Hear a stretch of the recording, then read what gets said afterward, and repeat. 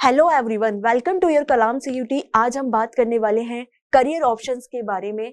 जिन students का stream commerce है वो 12th करने के बाद में उनके दिमाग में एक क्वेश्चन मार्क होता है कि अब मुझे क्या करना है, अब मुझे अंडर ग्रेजुएट कोर्स करने हैं, प्रोफेशनल कोर्स करना है या मुझे गवर्नमेंट एग्जाम की तैयारी करनी है। तो ये हमारे दिमाग में एक क्या रहता है, कंफ्यूजन रहता है कि हमें करना क्या है। तो आज मैं उसी के लिए डिटेल वीडियो लेके आई हूँ कि इन सब तीनों चीजों के लिए अगर आपको प्रोफेशनल कोर्सेज करने हैं या अंडर ग्रेजुएट कोर्स करने हैं या गवर्नमेंट एग्जाम की प्रिपरेशन करनी है, तो सबसे पहले हमारे दिमाग में आती है कि मुझे एक बेस्ट कॉलेज लेना है। और बेस्ट कॉलेज लेने के लिए आपको क्या करना होगा, CUET का एग्जाम क्लियर करना होगा।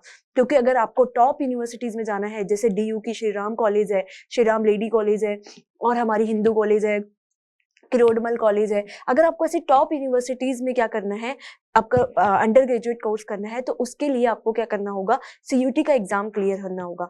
तो वो तो हमारा एक क्या है, पाथ है कि हमें CUET का एग्जाम क्लियर करना है। लेकिन अगर मैं बात करती हूँ हमारे डिफरेंट कोर्सेज के लिए, तो आज हम उसी के बारे में बात करेंगे कि आफ्टर 12th हम कॉमर्स में क्या कोर्स चूज करें ताकि हमारा करियर एक बहुत ही अच्छा शानदार करियर हो।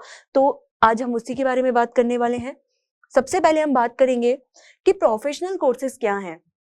अगर आपने 12th कॉमर्स से की है तो आपके पास में प्रोफेशनल कोर्सेज में भी बहुत सारे ऑप्शंस हैं। अगर आप बात करते हैं हम इंडिया लेवल पे, तो सबसे जो मोस्ट इंपॉर्टेंट जो कोर्स है हमारा वो है CA यानी चार्टेड अकाउंटेंसी।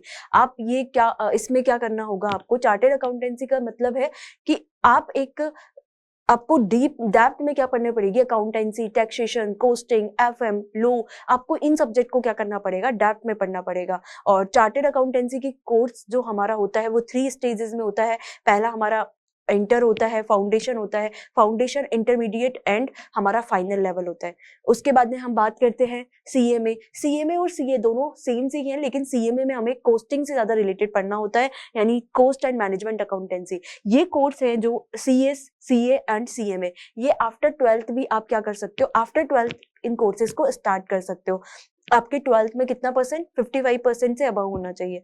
ठीक है, बात करते हैं कि मैम हमें प्रोफेशनल कोर्स में अगर आपको करना है MBA यानी मास्टर ऑफ बिजनेस एडमिनिस्ट्रेशन, तो उसके लिए पहले आपको अंडर ग्रेजुएट क्या करना पड़ेगा, आपको डिग्री लेनी पड़ेगी। आप किसी भी क्या कर सकते हो, स्ट्रीम में डिग्री ले सकते हो। उसके बाद में अपना करियर एज ए MBA, जैसे मास्टर ऑफ बिजनेस एडमिनिस्ट्रेशन, उसकी बात करते हैं। जैसे कि हमने बात करी, आप HR में MBA कर सकते हो, फिनांस में MBA कर सकते हो, आप ऑपरेशनल रिसर्च में MBA कर सकते हो। आपको MBA में भी बहुत सारे क्या होते हैं, फील्ड होते हैं। उसके बाद में बात करते हैं एक्चुरियल साइंस। एक्चुरियल साइंस में जिसकी मैथमेटिक्स और स्टैटिस्टिक्स बहुत ज्यादा क्या होती है, अच्छी होती है, वो एक्चुरियल साइंस का भी कोर्स कर सकता है। तो ये आपके पास में इंडिया में टॉप प्रोफेशनल कोर्सेज है जो आप आफ्टर क्या कर सकते हो, 12th कॉमर्स पास आउट करके कर सकते हो, या फिर आपका अंडर ग्रेजुएट प्रोग्राम के बाद में अपने कोर्सेज स्टार्ट कर सकते हो। अब उसी के बाद में हम बात करते हैं, मैम आपने ये तो बता दिया इंडिया लेवल पे तो हमारे पास में ये कोर्सेज है, लेकिन हम बात करते हैं ग्लोबल के लिए। यानी अगर हम बात करें कि इंडिया से बाहर मैम कौन से कोर्सेज हैं जिनको करने से हमारा करियर एक चार चांद लग जाएगा, तो वो करियर ऑप्शन हमारे पास में है ACCA यानी association of chartered certificate accountant. ये 180 कंट्रीज के द्वारा क्या है, एसोसिएटेड है। आप ACCA में आप ग्लोबल किसी भी, जैसे UK, USA, किसी भी कंट्रीज में जाके आप चार्टर्ड अकाउंटेंट का काम कर सकते हैं। देन उसके बाद में CFA चार्टर्ड फाइनेंशियल एनालिसिस, इसमें आपको ट्रेडिंग से रिलेटेड, इन्वेस्टमेंट डिसीजन से रिलेटेड, पोर्टफोलियो मैनेजमेंट से रिलेटेड आपको बहुत ज्यादा डेप्थ में क्या करना पड़ता है, सीखनी पड़ती है। इन कोर्सेज का थोड़ा सा हमारा प्राइस क्या होता है, यानी इनकी जो फीस होती है वो थोड़ी ज्यादा होती है, लेवल वही होता है। CFA का लेवल हम मान सकते हैं एक पोस्ट ग्रेजुएट डिग्री के लिए लेवल जितना होता है, तो CFA का लेवल थोड़ा सा हमारा बहुत ज्यादा डेप्थ में होता है। ठीक है, उसके बाद में हम बात करते हैं CPA के बारे में, certificate public accountant and FRM financial risk manager. अगर आपको फाइनेंस में आपका इंटरेस्ट है तो आप ग्लोबली भी क्या कर सकते हो, ये सारे कोर्सेज कर सकते हो। अब हम बात करते हैं मैम, ये तो हमारे प्रोफेशनल कोर्स हो गए। गवर्नमेंट जॉब की अगर हम बात करते हैं तो गवर्नमेंट जॉब में हमारे पास में है, सबसे फर्स्ट जो ऑप्शन है वो है UPSC। यानी अगर आपको IAS, IPS यानी सिविल सर्विसेज में जाना है तो आपको क्या करना पड़ेगा, UPSC की तैयारी स्टार्ट करनी पड़ेगी। और आप जानते हो कि कंपटीशन इतना ज्यादा है, तो आपको आफ्टर 12th ही डिसाइड करना होगा कि हमें हमारा करियर जो है हमें गवर्नमेंट एग्जाम में सेट करना है या हमें प्रोफेशनल कोर्स करने हैं, प्रोफेशनल कोर्स में भी हमें इंडिया लेवल में करना है या हमें ग्लोबली लेवल पे कुछ कोर्स करने हैं। तो आप क्या कर सकते हो, फर्स्टली तो आप यूपीएससी की तैयारी कर सकते हो या फिर आप स्टेट बेस पे जो हमारे एग्जाम होते हैं, पीएसयू एग्जाम होते हैं, आप उनकी भी तैयारी कर सकते हो। जैसे कि अगर राजस्थान की बात करें तो आप आरएस की तैयारी भी कर सकते हो, ठीक है। उसके बाद में बात करते हैं एक कॉमर्स स्टूडेंट्स के लिए सबसे बेहतरीन जो जॉब होती है वो होती है हमारी बैंक जॉब। तो बैंक जॉब में आप मैनेजर की तैयारी कर सकते हैं, उसमें भी आपको कॉमर्स पोर्शन का बहुत ज्यादा क्या मिलता है, बेनिफिट मिलता है। आप बात करते हैं मैम, आप एसएससी की भी क्या कर सकते हो, तैयारी कर सकते हो। एसएससी में आप 12th पास भी आप एसएससी की तैयारी कर सकते हो, एसएससी सीएचएसएल। लेकिन ग्रेजुएशन के लिए क्या करना होगा, अगर आप ग्रेजुएट हो तो आप एसएससी सीजीएल की तैयारी कर सकते हो, जिसमें income tax officer, custom officer, GST officer, तो इन सारी पोस्ट की आप तैयारी कर सकते हैं। अब बात करते हैं हम मैम टीचिंग जॉब। अगर जिसको अपना करियर एज ए टीचर बनाना है, मतलब एज ए वो अपने आप को एज ए टीचर मानता है, तो वो करियर ऑप्शन में आपके पास में बहुत ज्यादा ऑप्शन है। क्या कर सकते हो आप बीएड कर सकते हो, आप क्या कर सकते हो, आप पीएचडी कर सकते हो।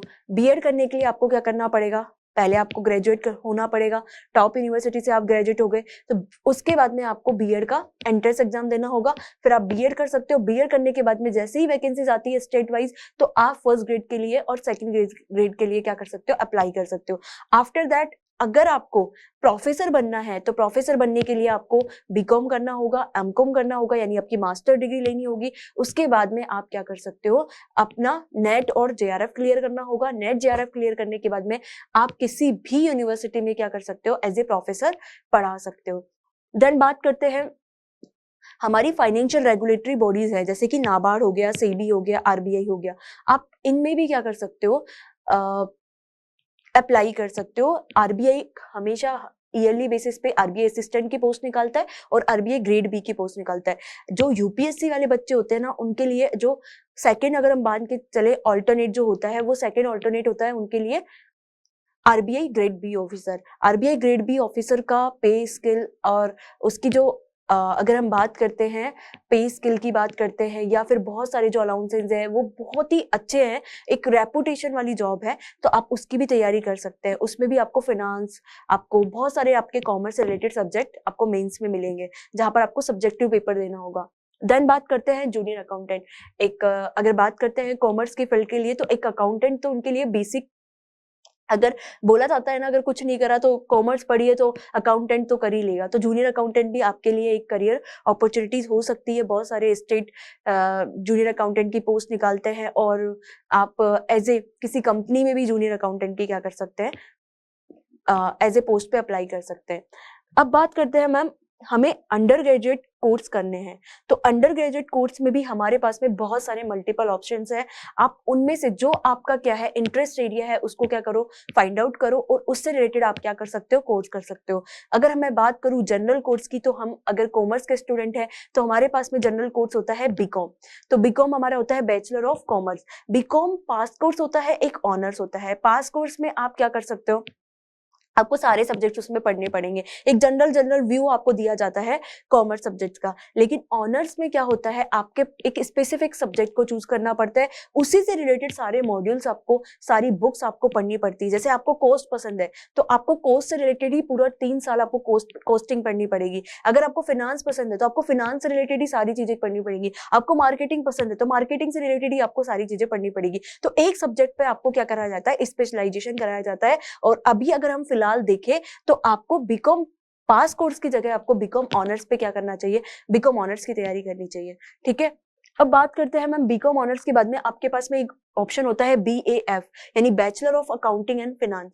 Bachelor of accounting and finance ये वैसे तो बीकॉम का ही पार्ट है, लेकिन कई यूनिवर्सिटीज में बीएएफ एक प्रोग्राम चलता है, तो आप इसमें फाइनेंस और अकाउंटिंग से रिलेटेड डेप्थ में नॉलेज आपको दी जाती है। उसके बाद में बीबीए, अगर आपको करियर आपको क्या कराना है, मास्टर ऑफ बिजनेस एडमिनिस्ट्रेशन, यानी आपको एमबीए करना है। तो अगर एमबीए करना है, अगर आपको पता है मुझे मार्केटिंग में जाना है, एचआरएम में जाना है, अगर आपका डिसाइडेड है कि मुझे एमबीए करना है, तो अभी आपको ग्रेजुएशन में क्या करना होगा, बीबीए करना होगा।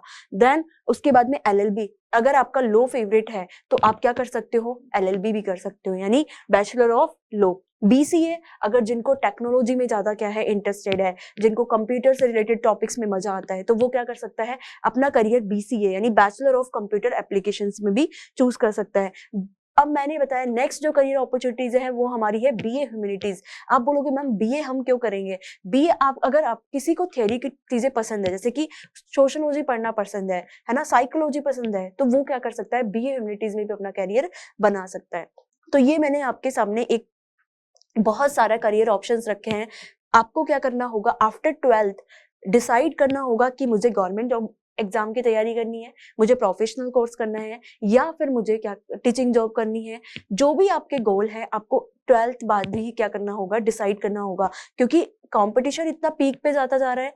आप मल्टीपल चीजें एक साथ नहीं कर सकते। आपको फर्स्टली क्या करना पड़ेगा, अपना area of interest find out करना पड़ेगा, उसके बाद में ही आप चीजों को क्या कर सकते हो, आगे फोरगो कर सकते हो। नहीं तो आप क्या होगा, अगर आपने 10 चीजों पर एक बार में हाथ डाला तो आपको एक भी चीज में क्या नहीं मिलेगी, सक्सेस नहीं मिलेगी। तो सबसे पहले अपने आप को क्या करो, माइंड को एस्टेब्लिश करो, अपने माइंड को पूछो कि भाई हमें हमारी इंटरेस्ट एरिया फाइंड आउट करो। आपने 11th 12th में कॉमर्स में पढ़ा होगा, अकाउंटेंसी भी पढ़ी होगी, इकोनॉमिक्स भी पढ़ी होगी, कंप्यूटर भी पढ़ा होगा, ठीक है, बिजनेस एडमिनिस्ट्रेशन भी पढ़ा होगा। तो आप आपका इंटरेस्ट एरिया फाइंड आउट करो कि मुझे फाइनेंस में अच्छा लगता है या मुझे कॉस्टिंग में अच्छा लगता है, आपको किस चीज में ज्यादा इंटरेस्ट आ रहा है, तो वो फाइंड आउट कर लोगे, तब आप अपने आप को कोर्स पे डिफाइन कर लोगे। और माइंडसेट बना के चलो, अगर मुझे प्रोफेशनल कोर्स करना है, अगर मुझे CA करना है, तो 4 to 5 ईयर्स मुझे डेडिकेटली मुझे उस कोर्स पे देने होंगे। अगर मुझे गवर्नमेंट एग्जाम की तैयारी करनी है तो मुझे 2 to 3 ईयर्स मुझे क्या करना पड़ेगा, गवर्नमेंट एग्जाम में देना होगा। अब बात करते हैं हम जिसके लिए हमने वीडियो बनाए हैं। आफ्टर 12th क्लास आपको एक अच्छा कॉलेज में आपको एडमिशन के लिए ट्राई करना होगा, और एक अच्छे कॉलेज में एडमिशन के लिए आपको एंट्रेंस एग्जाम देना होता है, वो है CUET। और CUET की अगर हम बात करते हैं तो एप्लीकेशन फॉर्म रिलीज होने वाले हैं, ये टेंटेटिव डेट्स है। तो सेकेंड वीक ऑफ Feb 2025 में हमारे पास में क्या आ जाएंगे, एप्लीकेशन फॉर्म आ जाएंगे। उसके बाद में बात करते हैं आपको लास्ट डेट कब तक की होगी, अप्रैल में लास्ट डेट होगी, first week of April. Then हम CUT एग्जाम जो हमारा कंडक्ट होगा वो 3rd वीक ऑफ मई में हो सकता है। ये टेंटेटिव है, हो सकता है, डेट्स अभी हमें पता नहीं है, ठीक है। एंड CUT एग्जाम रिजल्ट्स जो है हमारे वो लास्ट वीक ऑफ जून 2025 में होंगे। अब आगे हम बात करते हैं कि मैम इसकी एलिजिबिलिटी क्या है, एज लिमिट्स क्या है। तो CUET के लिए कोई एज लिमिट नहीं है, ठीक है। Candidate of any as can apply, कोई भी कैंडिडेट क्या कर सकता है, अप्लाई कर सकता है। एजुकेशनल क्वालिफिकेशन आपको मिनिमम 12th क्या करनी है, पास आउट करनी है। आप must have completed class 12 from recognised board. बात करते हैं हम सब्जेक्ट, आपको चॉइस ऑफ सब्जेक्ट, आप जिस भी जैसे मैं अगर कॉमर्स स्ट्रीम से हूं तो मुझे कॉमर्स से रिलेटेड मुझे क्या करनी पड़ेंगे, सब्जेक्ट्स को चूज करना पड़ेगा, ठीक है। Must select subjects relevant to the desired course, जो आप कोर्स क्या करने वाले हो, डिजायर करने। जैसे मैंने बीकॉम पास कोर्स किया, तो आप जिस कोर्स के लिए अप्लाई करने वाले हो उस कोर्स से रिलेटेड आपको सब्जेक्ट क्या करने पड़ेंगे, चूज करने पड़ेंगे। अगर आप BBA के लिए अप्लाई कर रहे हो तो BBA के लिए आपको सब्जेक्ट्स को क्या करना पड़ेगा, चूज करना पड़ेगा। देन नेशनलिटी के लिए कोई ऐसा क्राइटेरिया नहीं है।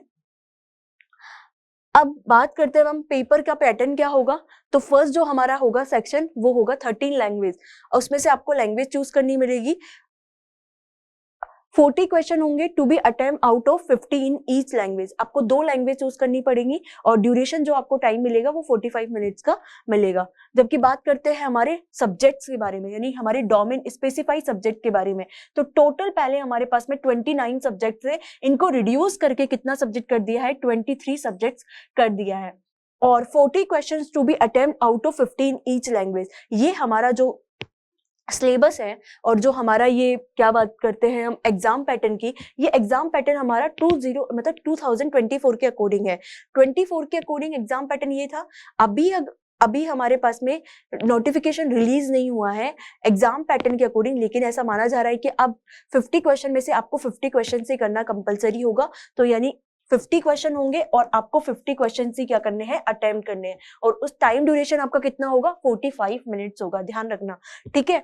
उसके बाद में बात करते हैं 6 आपके डोमेन सब्जेक्ट, जहां पर कैलकुलेटिव सब्जेक्ट्स होते हैं, जैसे कि हमारा अकाउंटेंसी यानी book keeping, chemistry, computer science, economics and business economics, mathematics and apply mathematics.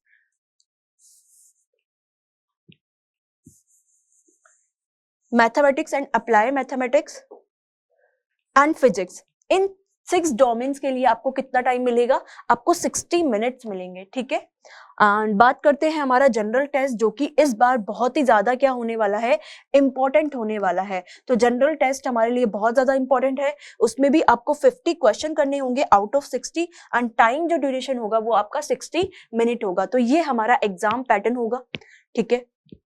General paper, general test क्यों हमारे लिए इंपॉर्टेंट होगा? क्योंकि हमने सब्जेक्ट तो 12th में भी पढ़ा है, 12th में पढ़ने के कारण हमको सब्जेक्ट की तो नॉलेज काफी होती है, लेकिन हमने वहां पर क्या करे हैं, प्रैक्टिकल क्वेश्चंस करे हैं। यहाँ पर हमारा क्या होगा, ऑब्जेक्टिव टेस्ट होगा, ना कि सब्जेक्टिव। हमने क्लास 12th में सब्जेक्टिव पढ़ा है, अब हमें ऑब्जेक्टिव की तैयारी करनी है, तो आपको बहुत ही मेहनत करनी होगी, क्योंकि कट ऑफ आप देख रहे हो 800 में से 785 प्लस जाती है, यानी 98% से भी ज्यादा आपकी कट ऑफ जा रही है। तो उसके लिए आपको बहुत ही ज्यादा अच्छे से मेहनत करनी होगी। एंड आप हमारा टेलीग्राम ज्वाइन कर लीजिए, ताकि आपको सारी क्लासेस के पीडीएफ मिल जाए, शॉर्ट नोट्स पीडीएफ मिल जाए, एंड क्लास का आपको नोटिफिकेशन और लाइव चैट, अगर आपको किसी भी फैकल्टी से कोई भी डाउट अगर आपको क्लियर करना है तो आपको लाइव चैट का ऑप्शन भी होगा, और करंट अफेयर्स की आपको अपडेट भी मिलती रहेगी। तो टेलीग्राम ज्वाइन करना ना भूले। टेलीग्राम का @Kalam CUET।